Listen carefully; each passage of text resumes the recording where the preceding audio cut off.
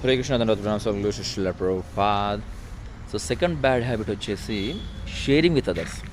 So మా నాన్నగారికి ఉన్న వన్ ఆఫ్ ద థింగ్ ఏంటంటే he love to learn from others. చదవడం కానీ లేకపోతే ఇతరుల నుంచి తెలుసుకోవడం కానీ, అది తెలుసుకుంది ఇతరులకు చెప్పే ప్రయత్నం చేస్తుంటాడు చాలా. అది ఐ థింక్ అది నాకు ఇనీషియల్గా లేదు. ఐ థింక్ నేను 10th వరకు కానీ అట్లా లేదు, కానీ దాని తర్వాత నేను అది అందిపుచ్చుకుని అనుకుంటాను నేను. సో నాకు కూడా రీడింగ్ కానీ లిజనింగ్ వాచింగ్ అని చాలా ఇష్టం.